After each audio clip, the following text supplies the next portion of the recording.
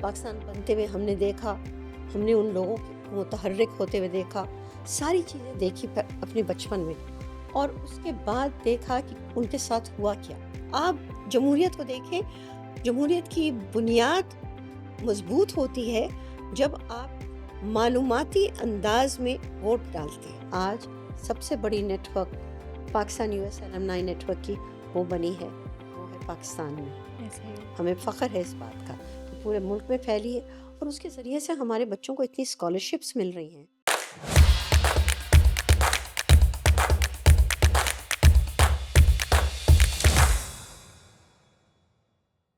جب بھی تاریخ پر اپنا عکس چھوڑنے والوں کے ناموں کی فہرست بنائی جائے گی، ان میں بیرسٹر شاہدہ جمیل سر فہرست ہوں گی۔ گریز ان لندن سے اپنا بارٹ لاء کمپلیٹ کرنے کے بعد اپنی زندگی کو ڈیموکریسی اور ہیومن رائٹس کے لیے ڈیڈیکیٹ کر دیا۔ پاکستان کی پہلی خاتون وزیر، صوبائی اور وفاقی حیثیت سے انسانی، قانون اور ہیومن رائٹس کی وزارت سنبھالی۔ عالمی سطح پر اپنے آپ کو منواتے ہوئے مختلف جگہ پر پاکستان کی نمائندگی کی۔ Pakistan U S alumni network کی ممبر ہیں۔ آج بھی ایک وکیل اور پروفیسر کی حیثیت سے تعصب، کرپشن اور مختلف جرائم کی پالیسیز کے خلاف اپنی جنگ میں متحرک ہیں۔ ہم ان کے بہت شکر گزار ہیں کہ انہوں نے آج ہمیں وقت دیا۔ تھینک یو سو مچ میم کہ آپ آئی اور ہماری اس گفتگو کا حصہ بنی۔ Thank you for inviting me. Ma'am, ہم جب آپ کی زندگی کی ٹریجیکٹری کو دیکھتے ہیں تو اٹ فیلز لائک آپ نے اپنی ساری زندگی جمہوریت کو اور انسانی حقوق کو دے دی، اور آج جب آپ پاکستان میں انسانی حقوق کی سچویشن دیکھتی ہیں، پولیٹیکل پارٹیسپیشن کو دیکھتی ہیں، فریڈم آف اسپیچ کو دیکھتی ہیں، اکاؤنٹیبلٹی پر سوال اٹھاتی ہیں، یہ چیزیں آپ کو کس طرح سے متاثر کرتی ہیں اور آپ ان کے بارے میں کیا سوچتی ہیں؟ دیکھیے، پاکستان کے حالات کافی معاملے جو ہیں سمجھ الجھے میں ہیں۔ پاکستان میں جو چیز میں نے یہ دیکھا ہے کہ ہمارے ہاں بائیں بازو اور دائیں بازو میں بڑی ٹکر ہے۔ جب بائیں بازو فوقیت حاصل کرتی ہے تو معاملے اس طرف چلے جاتے ہیں، اور جب دائیں بازو اٹھاتی ہے تو جناب وہ ہم دیکھتے ہیں کہ دوسری رخ لے جاتے ہیں، اور نتیجہ ہے کہ وہ جو تضاد ہے وہ ہمارے آئین میں بھی موجود ہے، ہمارے قانون میں بھی موجود ہے۔ لیکن میم، آپ کو کیا لگتا ہے کہ جس طرح ہم اب دیکھتے ہیں کہ اس طرح کے بہت سے قانون پاس کر دیے گئے ہیں جو کہ آوازوں کو سلب کرتے ہیں، تو یہ قانون کس طرح سے اس جو اسٹیٹ ہے جہاں پہ آپ جیسے لوگ اس کے لیے جدوجہد کر رہے ہیں، وہ ان کو بھی کہیں نہ کہیں ایک پنجرے میں قید کر رہے ہیں، تو اس پر کس طرح سے کام ہوگا؟ وہ چیزیں کیسے بدلیں گی؟ اور یہ کس طرح سے قانون سازی کا حصہ بن گئی؟ کیونکہ یہ چیزیں تو بہتری کی طرف، قانون تو بہتری کی طرف بننا چاہیے، لیکن یہ یہاں پر قانون الٹا بن رہا ہے، قانون آپ کو تنگ کر رہا ہے، تو یہ کیسے ہو گیا؟ اور یہ اگر یہی ہوتا رہا تو ہم کہاں جائیں گے؟ کہاں جائیں گے؟ بالکل صحیح فرمایا، بالکل صحیح بات کی آپ نے۔ حقیقت یہ ہے کہ قانون کو ایک حربہ استعمال کیا گیا۔ بات کی گئی ہے جی کلونیل قانون ہے، بہت پرانا ہے، فرسودہ ہے، تبدیلی چاہیے۔ اچھا، اب تبدیلی جو آپ کر رہے ہیں کس چیز کی؟ جو اچھا حصہ ہے قانون کا اس کو آپ نکال رہے ہیں اور اس کی جگہ میں بگاڑ ڈال رہے ہیں۔ تو ہم نے بہت امینڈمنٹس کے ذریعے بگاڑ ڈالی ہے، آئین میں بگاڑ ڈالا ہے۔ مثلا ہم بات کرتے ہیں آزادی اظہار کی، آپ کی آرٹیکل 19 جو ہے اس میں انہوں نے واضح طور پہ لکھا ہے کہ رائٹ آف فریڈم آف آپ کو ملے گی ایکسپریشن کی، مگر ساتھ ساتھ اس پہ انہوں نے پخ لگا دی۔ پخ ہے کہ جناب آپ کو ریسٹرکشن امپوز بائی لا، ٹھیک ہے، ریزنیبل، اس کے بعد ہے کہ glory of Islam, integrity, security, defence of Pakistan, any part thereof, friendly relation with foreign states, public order, decency. یار پبلک آرڈر ڈیسنسی کون اس کو سمجھے گا؟ اس کی میں ایکسپلینیشن تو کوئی ہے ہی کوئی نہیں، نہیں ہے۔ اپنے حساب یا سے آپ ڈال لو۔ آپ تشریح کرتے اس میں کہ ان الفاظ جو آپ استعمال کر رہے ہیں اس کا مطلب کیا ہے، وہ بھی نہیں، تو گائیڈنس بھی نہیں، کچھ بھی نہیں، الفاظ پہ الفاظ ڈالتے جا رہے ہیں، نتیجہ ہے کہ نمبر 19 جو ہے وہ بیکار ہو گیا۔ تو آپ جب اپنے فنڈامنٹ بنیادی حقوق کو تماشا بنا دیں گے، ان میں مگر مگر مگر مگر اگر مگر میں ڈال کے، تو نتیجہ ہے کہ اس کی افادیت ختم ہو جاتی ہے۔ آپ جمہوریت کو دیکھیں، جمہوریت کی بنیاد مضبوط ہوتی ہے جب آپ معلوماتی انداز میں ووٹ ڈالتے ہیں، انفارمڈ کنسنٹ.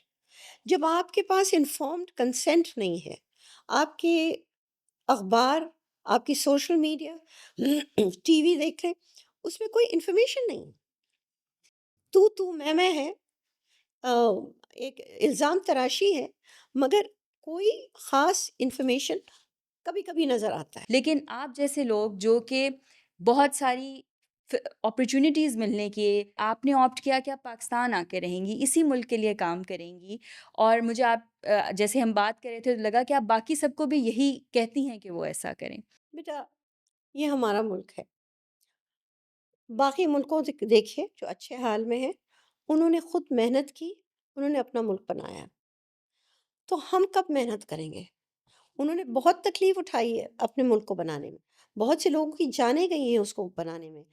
محنت ہے پوری. آپ دیکھیں امریکہ میں جو فرنٹیئر کی طرف گئے ہیں، ٹو دا ویسٹرن فرنٹیئر تک جانا، پورا ویسٹ کو جو انہوں نے لیا، اس میں کتنی قربانیاں تھیں.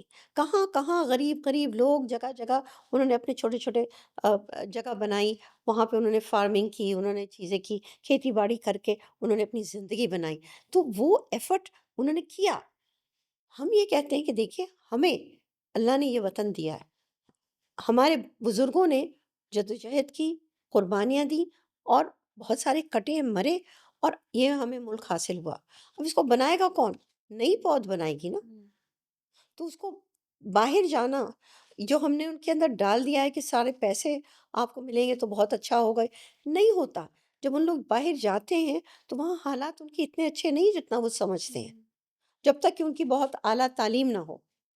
میں ان کو سمجھاتی ہوں کہ دیکھیے بہتر ہے کہ آپ یہی محنت اس ملک اس میں ملک کریں، میں کر لیں. کیونکہ ان کو اور ہمیں مل کے اس ملک کو بنانا ہے.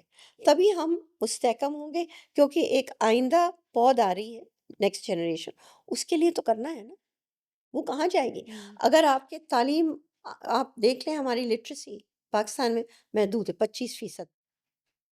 اگر ہمارے تعلیم یافتہ لوگ نکل جائیں گے بچے، وہ بھی 25% ان میں جن کو جو آدھے لوگ صرف صرف نام لکھ سکتے ہیں صرف اپنا. نام لکھ سکتے ہیں، تو اس کے مطلب اگر آپ ہٹ کریں تو 15% ہو گئی. ایسا تو ہی ہے. 15% میں اگر آپ کی 5-7% چلی جائے تو آپ کے پاس رہ کیا گیا؟ آپ ملک کیسے چلائیں گے؟ تو ہم ان کو سمجھاتے کہ دیکھیں ہمیں تھوڑا، ہمیں کچھ بھی ہو جائے، آپ کے آباء و اجداد جو تھے وہ کٹ مر کے آپ کو انہوں نے یہ وطن دیا، تو ابھی ہمیں کٹ مر کے ہمیں اس وطن کو بنانا ہے، اس کے علاوہ کوئی راستہ نہیں. جیسے آپ نے بات کی کہ آپ نے اور بھی بہت سے جگہوں کی، ملکوں کی یہ جو ڈیموکریٹک سٹرگل ہے وہ دیکھی ہے، اور ظاہری بات ہے ڈیموکریٹک سٹرگل کا ہمیشہ حصہ ہیومن رائٹس رہتے ہیں، کیونکہ یہ دونوں چیزیں ایسی ہیں، انسانی حقوق اور جمہوریت، جو کہ جن کا آپس میں تانا بانا ہے، جو ایک ساتھ چلتے ہیں. With all this experience that you have, آپ نے دنیا میں اتنی جگہوں پر جو ہے وہ پاکستان کی نمائندگی کی، آپ ایز اے لا منسٹر جو ہے آپ نے سرو کیا. So how do you see this? How do you see the future of human rights and democracy in Pakistan?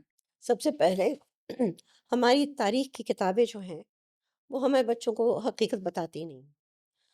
حقیقت کیا ہے؟ وہ یہ ہے کہ پاکستان کی موومنٹ انسانی حقوق کی جدوجہد تھی. کیوں؟ کیونکہ ہمیں انہوں نے دبایا، اور ہمیں وہ تیار نہیں تھے کہ وہ ریپرزنٹیشن ہمیں دیں جس سے ہم اپنے آپ کو بچا سکیں. 33% ریپرزنٹیشن سے آپ کوئی آئین کے ترمیم کو روک نہیں سکتے. Yeah. یہاں آئے، اب یہاں پہ ہمیں ایک موقع ہے، ہمیں اپنی زندگی بنانی ہے. بچوں کو سمجھانا اور بتانا ضروری ہے. جب میں اپنے اسٹوڈنٹس کو بتاتی ہوں تو ان کو یقین نہیں آتا. جب ہم تصویریں دکھاتے ہیں، چیزیں دکھاتے ہیں، تو اس کے بعد جب وہ سوچتے ہیں تھوڑی دیر بعد تو انہیں فخر پیدا ہوتا ہے. وہ فخر ان کی طاقت ہوتی ہے. جب ہم نے کوئی چیز ایسے دیکھا ہے ہوتے ہوئے کہ ہمارے بڑوں نے کیا کیا، کس اذیت سے گزر کے ہمیں یہاں تک پہنچایا، تب ہمیں اس کی قدر پیدا ہوتی. تو جب آپ تاریخ سے یہ چیزیں نکال لیں گے تو بچے قدر کیسے کریں؟ ان کو تو پتہ ہی نہیں نا، ان کا کوئی قصور نہیں ہے. ان کو کچھ نہیں پتا. لیکن جب آپ شروع کرتے ہیں بتانا، تو اب جہاں پہ فرنٹیئر کے لوگ ہیں، جب وہ دیکھتے ہیں تصویروں فرنٹیئر لیڈران کے کہ انہوں نے کیا وہاں پہ کیا وہاں پہ احتجاج کیا، کس طریقے سے ان کے ساتھ ہوا، تو ان کے دل بڑے ہوتے ہیں. تو ہمیں اپنی سب سے پہلے تو یہ ہے، جو میں سوچتی ہوں کہ جو طریقہ ہے وہ یہ ہے کہ نمبر ون ہمیں لانگ ٹرم شارٹ ٹرم. تو دور اندیشی میں تو ہے کہ آپ کو اپنی تعلیم کے معیار کو اٹھانا پڑے گا. اس وقت فلیٹ گری ہوئی ہے.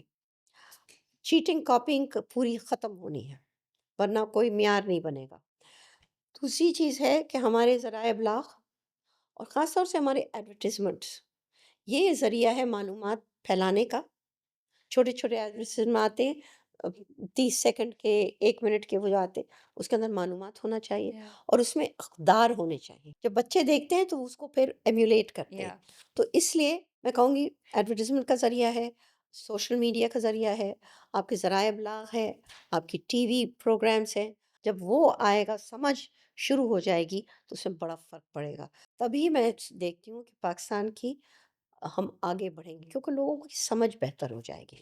سو میم، جب ہم انٹرنیشنل کلیبوریشنس کی بات کرتے ہیں تو آپ Pakistan U S alumni network کی بھی ممبر ہیں، اور آپ نے بڑی ارلی ایج میں اور بڑے ارلی وقتوں میں جو ہے اس کو ایکسپیرینس کیا، اور کہیں نہ کہیں آپ کے کام میں اس کا امپیکٹ رہا، یا آپ نے ڈیموکریسی اور ہیومن رائٹس کو وہاں سے کیسے پرسیو کیا؟ جب یہ آئیڈیا آیا، ہم نے اس کو سپورٹ کیا. کچھ ہم سمجھیے کچھ چند ہم دوست تھے، ہم نے کہا کہ ہاں کرنا ہے. اور اللہ کا شکر ہے کہ آج سب سے بڑی network Pakistan U S alumni network کی وہ بنی ہے، وہ ہے پاکستان میں. ایسا ہی ہے. ہمیں فخر ہے اس بات کا کہ پورے ملک میں پھیلی ہے، اور اس کے ذریعے سے ہمارے بچوں کو اتنی اسکالرشپس مل رہی ہیں، اتنے مواقع مل رہے ہیں باہر کے لیے، تاکہ مجھے بڑی خوشی ہو. اب میں بہت سے لوگوں جانتی ہوں جا کے وہاں اسکالرشپ کر کے پھر واپس آئے. Yeah. مجھے فخر ہے ان پہ کہ واپس آ کے انہوں نے یہاں پہ نیٹ ورک میں شامل ہو کے اب وہ خود دوسروں کو سمجھا رہے ہیں تاکہ وہ جا سکیں. یہ جو طریقہ ہے، یہ ہماری جو ہے نوجوان نسل، یہ ہماری ریڑھ کی ہڈی ہے. تھینک یو سو مچ میم، آپ نے اپنا اتنا سارا وقت دیا، اور ہم سب کو ایک بہت اچھی انسائٹس جو ہیں آپ سے ملی ہیں. اینڈ آئی ہوپ کہ جو ویلیویبل لیسنس آج ہم نے آپ سے یہاں پر بات چیت میں حاصل کیے ہیں وہ باقی سب لوگوں تک بھی پہنچیں گے، اور ان کے لیے بہت زیادہ لرننگ پوائنٹس ہوں گے ان کے اندر. انشاءاللہ. Thank you so much for giving us your valuable time and being here today. And thank you for calling me. Thank you.